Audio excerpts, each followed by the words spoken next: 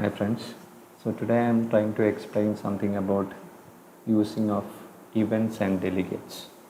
More importantly, I am trying to explain when I need to use events or delegates. Events and delegates have many uses, not only this, but I am trying to explain one place where these events are necessary. Because this is a topic which I took much time to learn, and I will also explain the steps how to create a delegate or an event. Okay, so let's start. Imagine we'll start with a situation. I have a program CS where I have a sales order class and a purchase order class, and I have some common functionality which I have written in an order class with a save order method. So this is how it is, and so just think that I have the common functionality written in save order method, common to both sales order and purchase order. So I'll just run this. Here I am creating a sales order, then I am creating a purchase order. So in the create order class, they are calling the common method. So here you can see something, and I am calling the save order common method, right? I'll just run this once.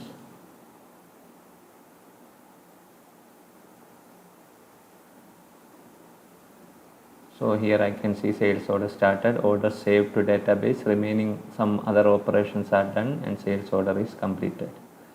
So here purchase order started, order saved to database, remaining order operations are done, and purchase order is done. The second and third line of each operation is called from the common method of the order class, right? So what happens tomorrow, my requirements increased and they are telling me I need to,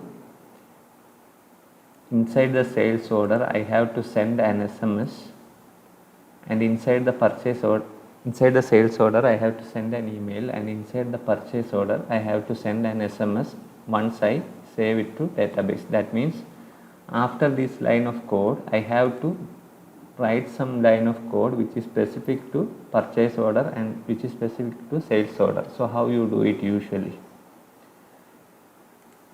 Person like me who doesn't know much in coding, I do it like this.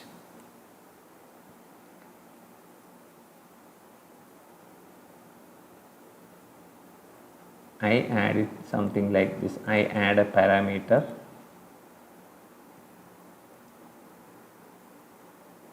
like this. I modify the save method, something like this. So once I am injecting some functionality in between in the common class. Okay.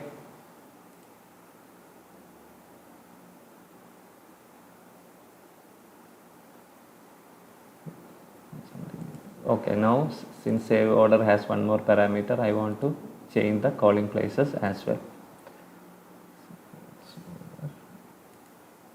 Purchase order. So in purchase order I am sending an email, sales order I am sending a SMS or whatever it is. Let us see. So sales order I am sending an email, and in purchase order I am sending an SMS, right? So but the problem with this approach is I am modifying the common class which was already created, and this is against the solid principles. Imagine tomorrow a third class comes in, suppose a new order type came in, sales, which is not sales order or purchase order, some other order type came in. Again I will have to modify this type with a new parameter and put an else condition, right?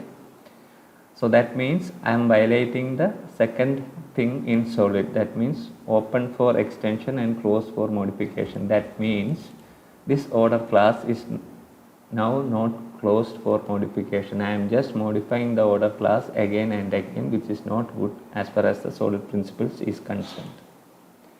So what I will do, I will use delegates or events. How I will use delegates and events? I will just remove this code first. I don't want to do coding like this, which is a bad way of coding. Okay, so I will remove this,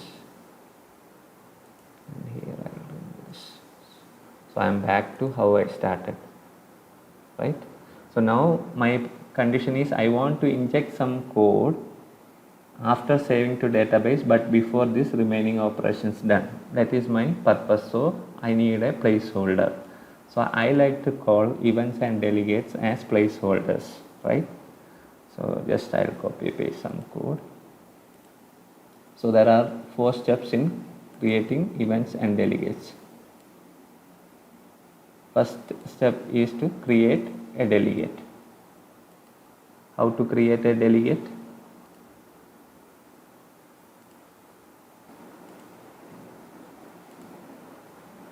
So how to create a delegate? The first step is defining a delegate, which can be outside any class. So I am going to put it in my common class itself initially.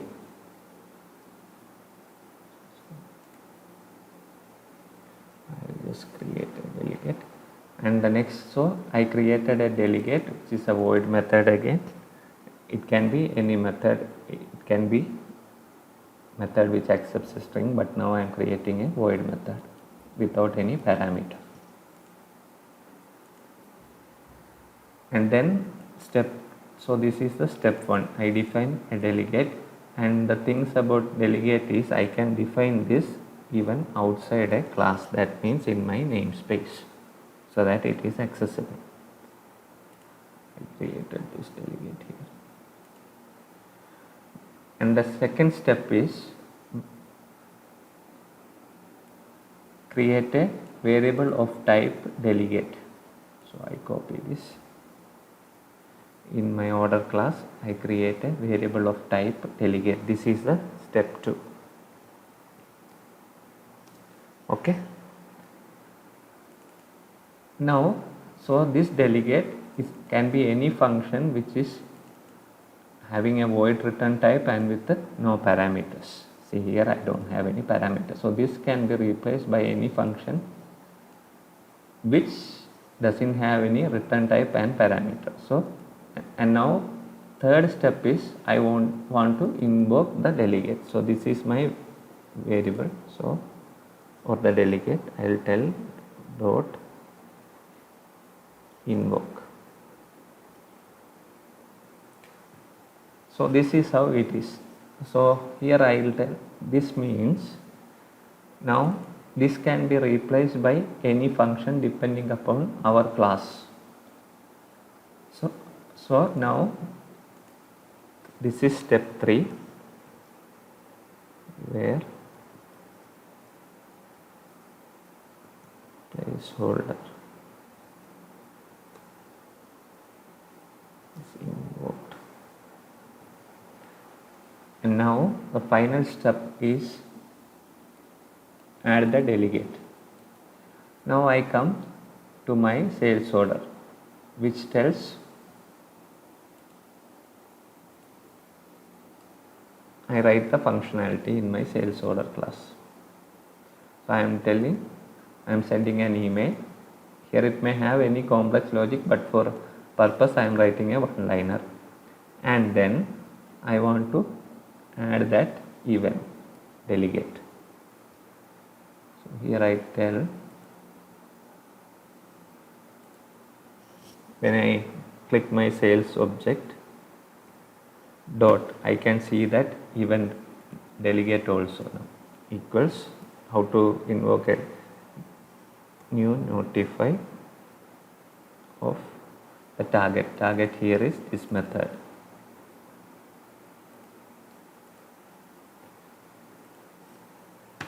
This means when save order is called from this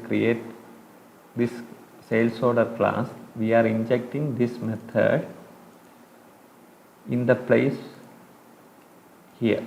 Okay, that is what it means. And then for purchase order, I will write same thing but with a different method. I want to send an SMS for purchase order. So I copy this and paste here, and my delegate here will be dot notify method is the variable name which I gave, property name of the delegate, and I'll give this method to be injected in that placeholder.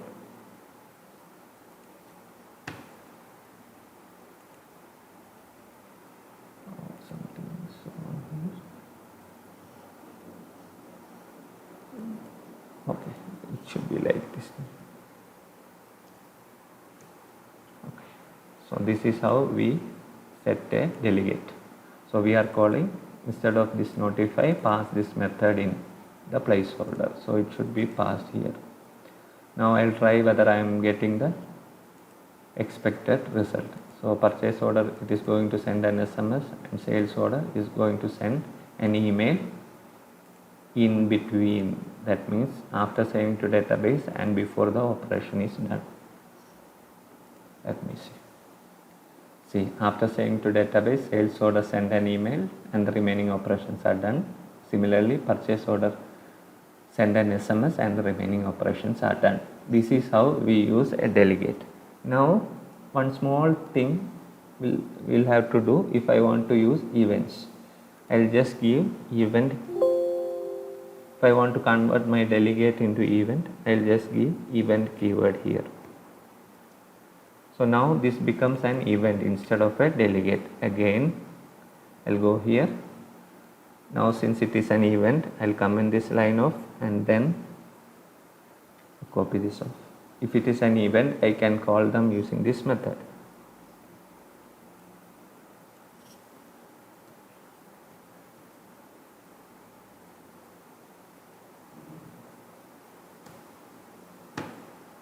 This is how I can call an event. Similarly, in my purchase order also, I will comment this off. And since it is an event, I have to use something like plus equal to syntax. Can just give, which is very easy, but the end result is same in both the cases. It's the same end result. So even if I want some more functionality to be added after sending an SMS, I can give like this.